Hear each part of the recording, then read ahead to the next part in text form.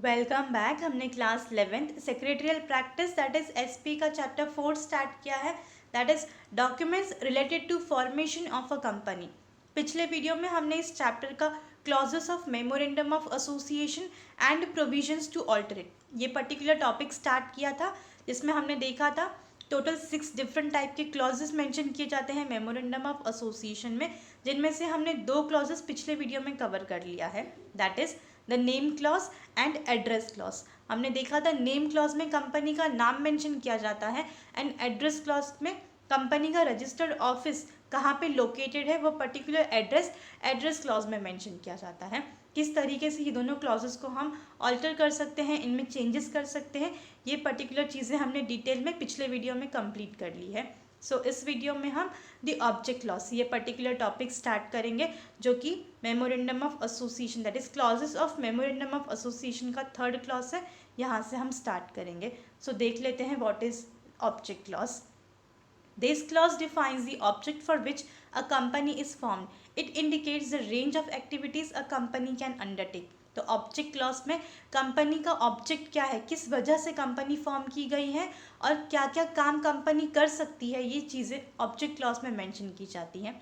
This clause states in detail the main object for which the company is to be incorporated and also describes any other activities it may undertake if necessary in achieving its main object. तो इस particular clause में mention किया जाता है detail में कि company का main object क्या है, किस वजह से हमने कंपनी रजिस्टर करवाई है, इनकॉर्पोरेट करवाई है, और डिटेल में डिस्क्राइब किया गया होता है कि क्या क्या काम कंपनी कर सकती है। अगर कंपनी का जो मेन ऑब्जेक्टिव है उसे अचीव करना है तो बाकी दूसरा और भी क्या क्या काम कंपनी कर सकती है। The object of the company must not be illegal, immoral, against the public policy और in contravention of the companies act और एनी अदर लॉ। तो कंपनी का जो ऑब्जेक्ट होता है उसके ही दायरे में कंपनी को काम करना है, और कंपनी का ऑब्जेक्ट लीगल होना चाहिए, इलीगल नहीं होना चाहिए, इमोरल नहीं होना चाहिए, पब्लिक पॉलिसी के अगेंस्ट नहीं होना चाहिए, उनके खिलाफ नहीं होना चाहिए, और contravention of the companies act और any other law, that is company act के अंडर जो रूल है उसके ही पर्टिकुलर चीज़ों के दायरे में कंपनी का ऑब्जेक्ट मेंशन होना चाहिए, कंपनी का पर्पस मेंशन होना चाहिए, उसके खिलाफ नहीं होना चाहिए, किसी भी लॉ को, किसी भी कॉन्ट्रैक्ट को कंपनी ब्रीच नहीं करनी चाहिए। ऑलराइट, तो ऑब्जेक्ट जो है वो पर्पसफुल होना चाहिए, इलीगल, इमोरल नहीं होना चाहिए। A company cannot do anything beyond or outside the scope of its object. It can do anything which is incidental to and consequential upon the object specified in this clause. तो company object जो है, जिस particular वजह से हमने company form की है, सिर्फ उसी वजह, उसी दायरे के अंदर रह के कंपनी काम कर सकती है। कंपनी के ऑब्जेक्ट के दायरे के बाहर जाके कंपनी ऐसा कोई भी काम नहीं कर सकती है। Next is any act done by a company beyond the scope of its object will be ultra virus and will be void and have no legal validity. तो अगर कंपनी अपने ऑब्जेक्ट क्लॉज में मेंशन किए गए object के दायरे के बाहर कोई काम अगर करती है तो हम उसे अल्ट्रा वायरस कंसीडर करते हैं, या तो फिर वॉइड कंसीडर करते हैं, जिसकी कोई मान्यता नहीं होती है, जिससे कोई लीगल वैलिडिटी नहीं होती, वो अमान्य होगा। ऑलराइट, तो डॉक्ट्रिन ऑफ अल्ट्रा वायरस, तो ये क्या है वो देख लेते हैं। The word ultra means beyond and the word virus means the powers. तो यहाँ पे डॉक्ट्रिन ऑफ अल्ट्रा वायरस में 2 पर्टिकुलर वर्ड्स है, एक है अल्ट्रा, दूसरा है वायरस। तो वर्ड अल्ट्रा का मतलब होता है बियॉन्ड एंड वायरस का मतलब होता है पावर्स। दस ultra vires means beyond the powers of memorandum. तो अल्ट्रा वायरस ये जो वर्ड है इसका मतलब होता है beyond the powers of memorandum, मतलब मेमोरेंडम में मेंशन की गई जो पावर्स है उनके दायरों के बाहर। The doctrine of ultra virus states that any activity done by a company which is beyond the power of a company will be null and void or legally ineffective even if all the members have agreed to such act. तो doctrine of ultra virus में mention किया गया है, state किया गया है, ऐसा कोई भी काम अगर किया जाएगा कंपनी के पावर्स के दायरों के बाहर अगर होगा तो उसे हम नल एंड वॉइड कंसीडर करेंगे, उसकी कोई मान्यता नहीं होगी, लीगली वो इनइफेक्टिव होगा, इसका कोई मतलब नहीं होगा। अगर मेंबर्स, जितने भी कंपनी के मेंबर्स है, अगर वो मानते भी हैं ऐसा कोई काम करने के लिए जो ऑब्जेक्ट क्लॉज में मेंशन नहीं किया गया है, तभी भी वो पर्टिकुलर चीज़, वो पर्टिकुलर काम अमान्य होगा, इनइफेक्टिव कंसीडर किया जाएगा। Thus, a company cannot undertake any object or activity not stated in the object clause. तो कंपनी ऐसा कोई काम नहीं कर सकती जो ऑब्जेक्ट क्लॉज में मेंशन नहीं किया गया है। उन्हें सिर्फ उतना ही काम करना है, उन्हीं दायरों में रह के काम करना है जो ऑब्जेक्ट क्लॉज में मेंशन किया गया है। Alright, next is effect of ultra vires transaction. तो देख लेते हैं what is effect of ultra vires transaction. The act which are ultra vires are considered null and void. The company cannot sue anybody or any third party file a case against the company for such act. तो ये जो effect है ultra vires transaction का, ये इसका क्या मतलब है? तो अगर कोई भी काम अल्ट्रा वायरस है, मतलब कंपनी के ऑब्जेक्ट के दायरे के बाहर हम कुछ करते हैं, तो हम उसे नल एंड वॉइड कंसिडर करते हैं, जिसकी कोई मान्यता नहीं होगी, वो पर्टिकुलर काम अमान्य है और कंपनी किसी के लिए भी फाइल नहीं कर सकती केस। अगर किसी ने ऐसा कोई काम किया जो ऑब्जेक्ट क्लॉज में मेंशन ही नहीं किया गया है, तो उसके अगेंस्ट कंपनी किसी के अगेंस्ट में केस फाइल नहीं कर सकती, या फिर कोई थर्ड पार्टी, कोई जो तीसरा आदमी है, वो भी कंपनी के अगेंस्ट में कोई केस फाइल नहीं कर सकता। Member of a company can get an injunction from the court to stop the company from doing any act which is ultra vires. और अगर कंपनी खुद ऐसा कोई काम कर रही है जो ऑब्जेक्ट क्लॉज के दायरों के बाहर है, बियॉन्ड द ऑब्जेक्ट क्लॉज अगर कुछ काम कर रही हैं, तो कंपनी के जो मेंबर्स हैं वो कोर्ट से ऑर्डर ले सकते हैं कंपनी के लिए कि वो काम कंपनी ना करे, ऐसा कोई भी काम जो कि अल्ट्रा वायरस हो. Alright, the directors of a company are personally liable for ultra vires act of a company. और अगर कोई भी ऐसा काम होता है जो कंपनी के ऑब्जेक्ट क्लॉज के बाहर हो, उनके दायरों के बाहर हो, तो वो पर्टिकुलर चीज़ें, वो पर्टिकुलर जो काम किया गया है, उसकी रिस्पॉन्सिबिलिटी पूरी की पूरी कंपनी के डायरेक्टर्स की होगी. Alright, next is the purpose of the doctrine of ultra vires. तो डॉक्ट्रिन ऑफ अल्ट्रा वायरस का पर्पस क्या है, क्यों बनाया गया है ये? The purpose of doctrine of ultra vires is to protect the interest of all the stakeholders like shareholders, creditors, investors, banks etcetera. तो डॉक्ट्रिन ऑफ अल्ट्रा वायरस इसीलिए बनाया गया है सो दैट कंपनी के जितने भी stake holders हैं, उनका जो इंटरेस्ट है उन्हें हम प्रोटेक्ट कर सकें, जैसे कि शेयर होल्डर्स हो गए, क्रेडिटर्स हो गए, इन्वेस्टर्स हो गए, बैंक्स हो गए, इन सभी को प्रोटेक्ट करने के लिए डॉक्ट्रिन ऑफ अल्ट्रा वायरस बनाया गया है. The stakeholders have a right to ensure that company uses their money for the objects mention in the memorandum. तो जो स्टेक होल्डर्स होते हैं, जैसे कि शेयर होल्डर्स हो गए हैं, ये सारे जो लोग हैं, ये कंपनी में अपना पैसा लगाते हैं, तो इनके पास पूरा अधिकार है, पूरा राइट है ये देखने का कि कंपनी इनके पैसों का अच्छी तरीके से यूज़ करे. जिस पर्टिकुलर पर्पस के लिए, जिस पर्टिकुलर ऑब्जेक्ट के लिए कंपनी बनी गई है, फॉर्म की गई है, सिर्फ उन्हीं काम के लिए कंपनी इनके पैसों का इस्तेमाल करें.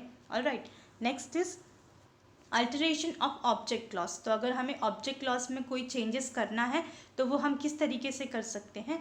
अ company may change its object clause as in when it feels it is necessary to do so for its survival और ग्रोथ. तो कंपनी जब चाहे तब अपना ऑब्जेक्ट क्लॉज चेंज कर सकती है, उनमें बदलाव कर सकती है. अगर कंपनी को ये लगता है कि ज़रूरी है ऑब्जेक्ट क्लॉज में चेंजेस करना, तो कंपनी चेंजेस कर सकती है कंपनी के सर्वाइवल के लिए, दैट इज़ कंपनी को बने रहने के लिए कंपटीशन में, और कंपनी के ग्रोथ के लिए ultra that is object clause के अंदर चेंजेस अल्टरेशन किया जा सकता है. A special resolution must be passed in the general meeting for altering the object clause. तो अगर ऑब्जेक्ट क्लॉज के अंदर कोई चेंजेस करना है, कोई ऑल्टरेशन करना है, उसके लिए कंपनी को जनरल मीटिंग बुलानी पड़ेगी, जिसके अंदर जो भी मेंबर्स होंगे वो स्पेशल रेजोल्यूशन पास करके चेंजेस कर सकते हैं. स्पेशल रेजोल्यूशन का मतलब है 75% वोट जो है वो फेवर में होनी चाहिए चेंजेस के लिए. Alright, next is liability clause. तो फोर्थ क्लॉज था हमारा लाइबिलिटी क्लॉज. देख लेते हैं. This clause states the extent of liability of a member of a company. तो लाइबिलिटी क्लॉज में कंपनी के जो मेंबर्स हैं उनकी लाइबिलिटी क्या है वो बताया गया है. In case of a company limited by shares, this clause states that the liability of member is limited to the extent of amount unpaid on the face value of shares held by members. तो अगर कोई company है जिनके that is company limited by shares, अगर ये particular company है, तो यहाँ के जो मेंबर्स हैं उनकी लाइबिलिटी लिमिटेड होगी up to the unpaid amount of face value of the shares held by them. That is जितना उन्होंने शेयर्स परचेज किया है, उनमें से जितना पैसा शेयर्स का बाकी रह गया है, सिर्फ उतना ही उनकी लाइबिलिटी होगी शेयर्स की पैसों को पे ऑफ करने की. हमने एग्जाम्पल भी बहुत सारा देख लिया है पिछले चैप्टर्स में. एक एग्जाम्पल देख लेते हैं. अगर 10,000 का किसी मेंबर ने शेयर परचेज किया है जिनमें से 7,000 का पैसा उन्होंने पे कर दिया है तो बचा सिर्फ 3,000, तो वो पर्टिकुलर 3,000 ही उनका लाइबिलिटी होगा, वो पर्टिकुलर अमाउंट उनको पे करना है क्योंकि वो अनपेड वैल्यू है शेयर का। Alright, next is similarly in case of a company limited by guarantee, this clause states the amount which every members guarantee to pay towards the assets of the company at the time of winding up or towards the cost or expenses at the time of winding up। तो अगर कोई company limited by guarantee है तो इस particular company के जो भी members हैं वो गारंटी लेते हैं कि वो जितना भी एसेट्स होगा कंपनी का, जब कंपनी वाइंड अप होती है मतलब जब कंपनी बंद होने वाली होती है उस समय जो भी एसेट्स के पैसे हैं वो पे करेंगे, गारंटी लेते हैं कि एसेट्स के पैसे वो पे करेंगे, या तो फिर जब कंपनी वाइंड अप हो रही है, बंद हो रही है और जितना भी खर्चा है, एक्सपेंसेस निकल रहा है, वो सारे एक्सपेंसेस और खर्चा वो पे ऑफ करेंगे। Alright, next is in case of unlimited liability company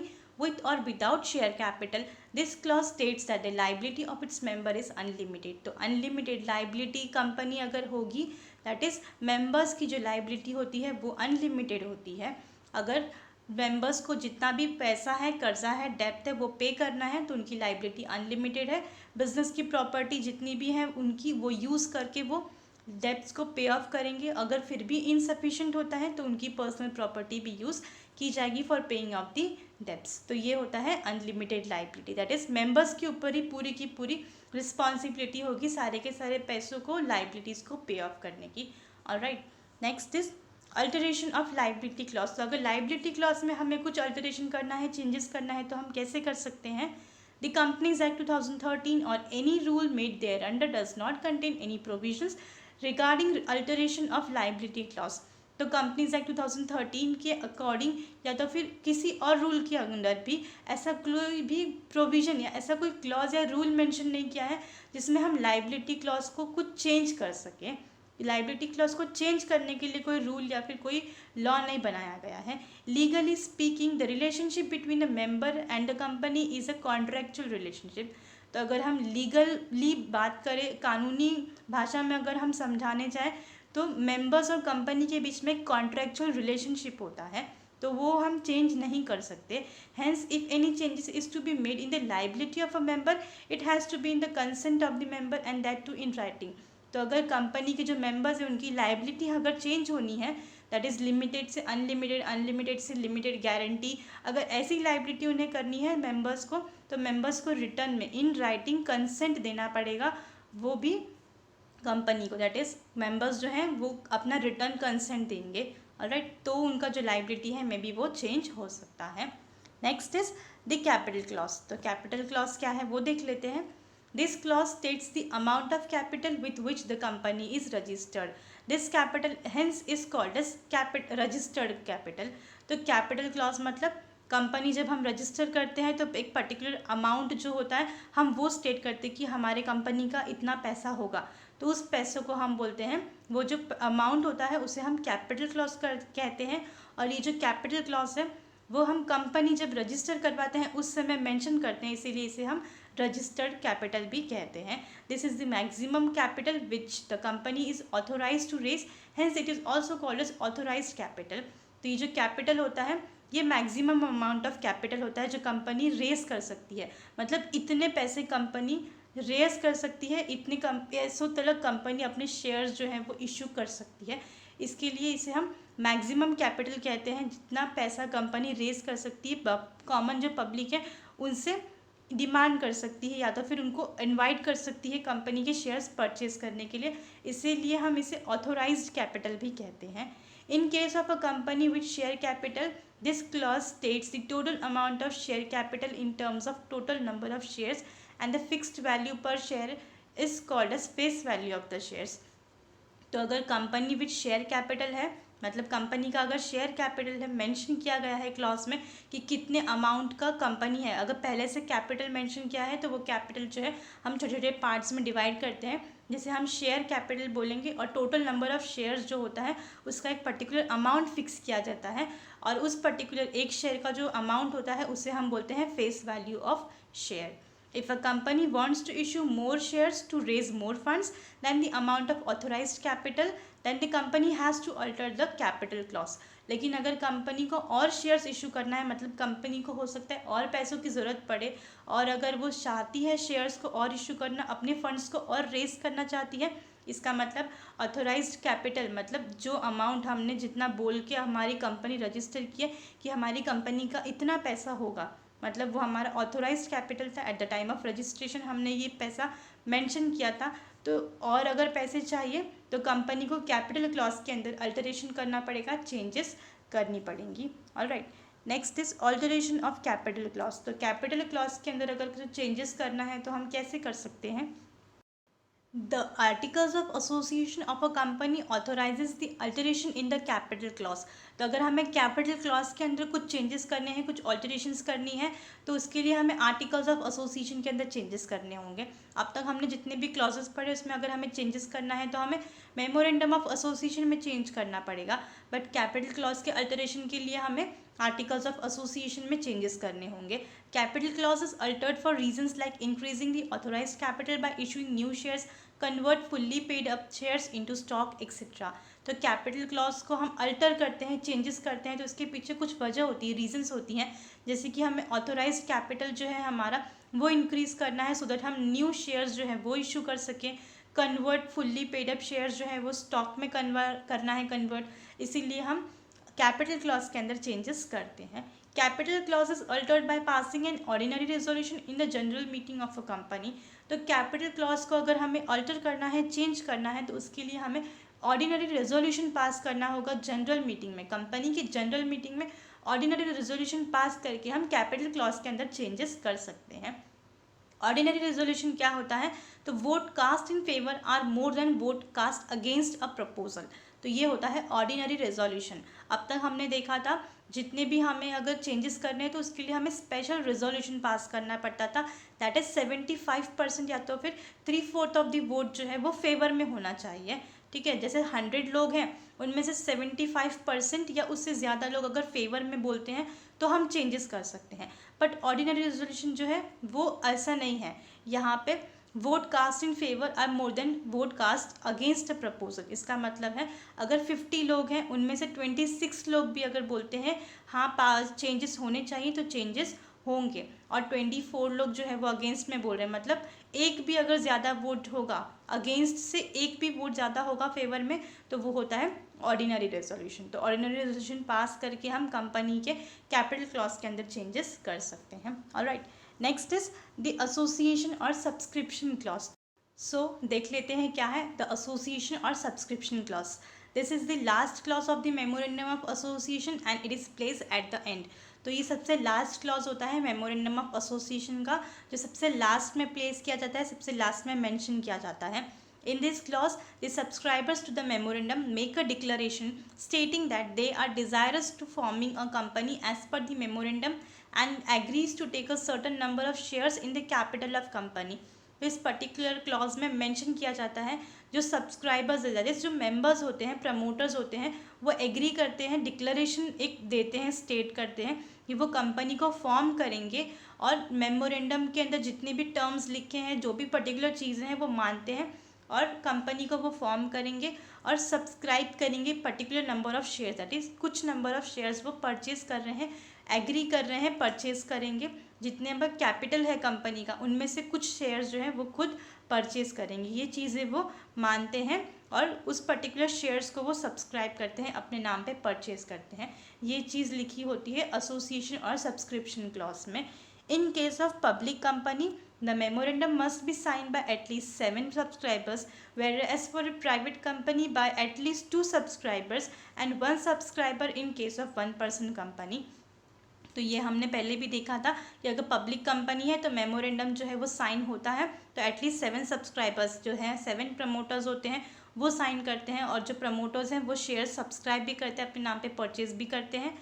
तो अगर पब्लिक कंपनी है तो एटलीस्ट 7 सब्सक्राइबर्स होने चाहिए, अगर प्राइवेट कंपनी है तो एटलीस्ट 2 सब्सक्राइबर्स, और अगर 1-person कंपनी है तो 1 सब्सक्राइबर्स जो है वो मेमोरेंडम को साइन करना ज़रूरी है। Each subscriber has to put his name, address and occupation in the presence of at least 1 witness who shall also put in his detail. तो हर एक सब्सक्राइबर्स जिन्होंने शेयर्स परचेज किए हैं अपने नाम पे, उन्हें अपना नाम, एड्रेस और क्या काम करते हैं, ऑक्यूपेशन, वो सारी की सारी चीज़ें मेंशन करनी होगी अपनी किसी एक पर्टिकुलर विटनेस के प्रेजेंस में, उनके मौजूदगी में, और वो पर्टिकुलर विटनेस भी बाद में अपनी सारी details that is name, address, occupation, वो सारी की सारी चीज़ें साइन डिटेल जो है वो मेंशन करके साइन करेगा मेमोरेंडम। ऑलराइट, सो ये था clauses of memorandum of association and provisions to alter it. तो हमारा ये जो पूरा टॉपिक था वो पूरा का पूरा कंप्लीट होता है। दैट इज़ हमारा टोटल 6 डिफरेंट अलग अलग जो क्लॉजेस था मेमोरेंडम ऑफ एसोसिएशन का वो हमारा कंप्लीट हुआ, जिनमें से 2 particular clause, name clause and address clause, ये हमने पिछले वीडियो में कवर किया था, और इस वाले वीडियो में हमने बाकी के 4 क्लॉजेस कवर कर लिए। सो आई होप आपको पूरा का पूरा जो टॉपिक था इस वीडियो का वो समझ में आया होगा। Next is articles of association, जो हम नेक्स्ट वाले वीडियो में कवर करेंगे। So thank you for your time.